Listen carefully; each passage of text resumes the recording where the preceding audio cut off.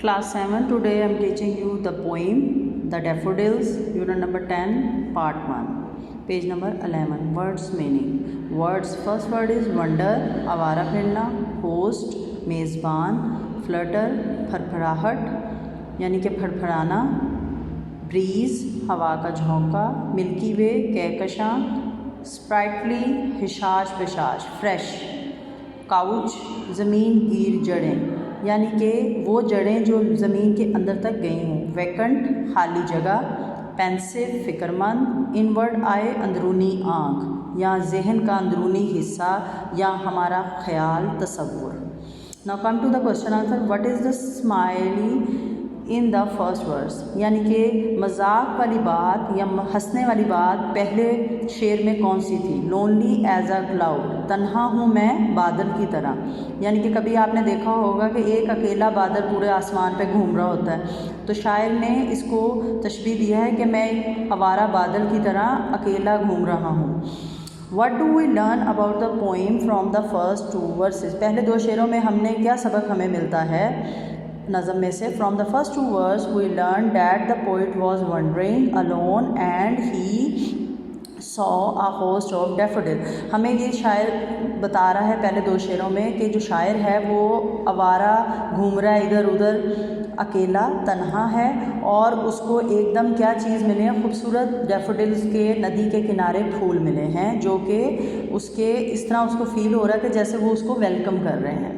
Now come to the next page. The question number 3 is, how are the daffodils described in the first two verses?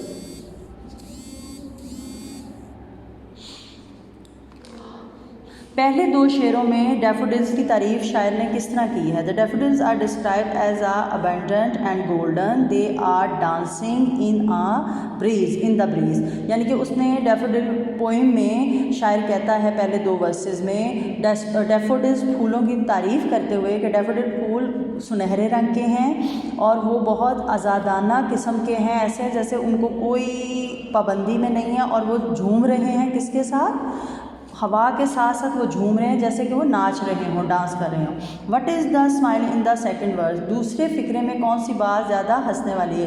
Continues as the stars in the smiley second verse, continues as the star यानी कि सितारों की तरह, मुसलसल सितारों की तरह वो चमक रहे हैं या दमक रहे हैं, यहाँ पे ये मतलब लिया गया है। In the third of verse why is the poet so happy, third शायरी में जो क्या कहते हैं शायर है वो बहुत ज़्यादा खुश है। क्यों खुश है? The poet is happy because he said that one can not be unhappy in as merry a company as of the daffodil, क्योंकि शायर कहता है कि इंसान वो बहुत खुश है क्योंकि वो आज से पहले इतना कभी खुश नहीं हो सका था जितना कि वो डैफोडिल फूलों की कंपनी में यानी कि उनके साथ रहने में उसको खुशी मिली है, आज तक उसको कभी नहीं मिली थी।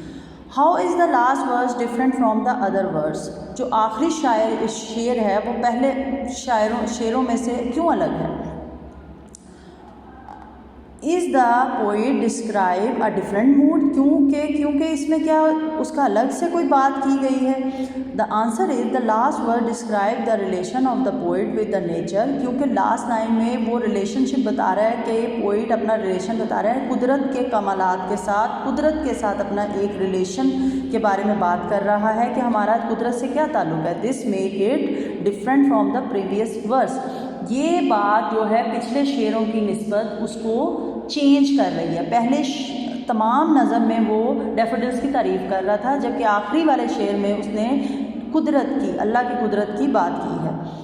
What do you think is meant by inward eyes which is bliss of the solitude? इसका क्या मतलब है? inward eyes क्या होती है और bliss of solitude क्या है, तन्हाई क्या है और अंदरूनी आँख से क्या मतलब लिया जा रहा है नज़म में। The inward eye which is the bliss of solitude is the imagination, शायर ने inward eyes को इस्तेमाल किया है लफ्ज़ को कि इंसान की सोच, तसव्वुर, अक्सर चीज़ हमारी आँखों के सामने नहीं होती लेकिन हम बैठे बैठे यानी कि कहीं पे बैठ के हम किसी भी चीज़ की तस्वीर अपनी आँखों के सामने बना लेते हैं, तो इसको क्या कहते हैं, तन्हाई में जब इंसान बैठता है तो वो ख्यालात और तसव्वुर में खो जाता है और इस चीज़ को कहा जाता है इमेजिनेशन, तख़य्युल की दुनिया।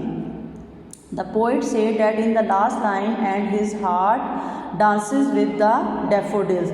आखिरी लाइन में वो कहता है मेरा दिल जो झूम रहा है daffodils के साथ. his heart really dancing. क्या वाकई वो झूम रहा था? Answer: the heart is not really dancing. The poet uses this word to describe his happiness and the memory of the daffodil. The word used to describe the way in which the word is being used, metaphor.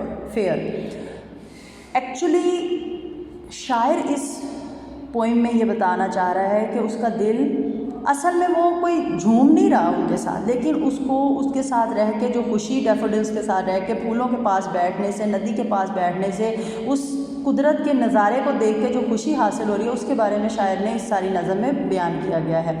और जो वो बात कर रहा है कि उसने ये वर्ड जो यूज़ किया गया है कि मैं क्या कहते हैं happiness at the memory of the daffodils और dancing with the daffodils.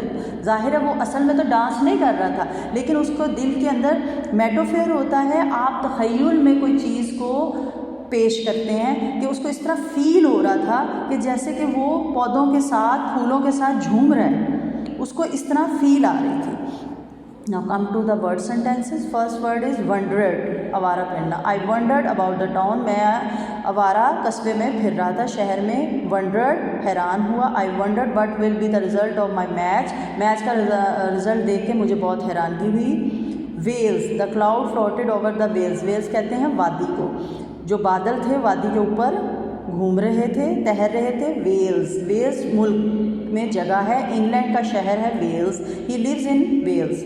Crowd, हजूम. The crowd was getting larger. जो है हजूम जो है, लोगों का रश जो है वो बढ़ता ही चला जा रहा था. वे, तरीका या रास्ता. This is not the correct way to write a book. ये किताब लिखने का सही तरीका नहीं है. वे, इसमें एच साइलेंट होगा. वे कहते हैं WHEY लस्सी को. The whey taste sour. जो लस्सी का टेस्ट है वो सॉर है, खट्टा है. हार्ट, दिल. His heart was in the fine condition. उसका दिल बहुत अच्छी हालत में है. हर्ट, बारासिंगा. We saw a hart while driving through the woods. जब हम गाड़ी चला रहे थे, लकड़ियों में से गुजर रहे थे, तो हमें बारासिंगा नज़र आया. Now we have completed this poem Daffodil. Please learn it and write down in your copy. Thank you.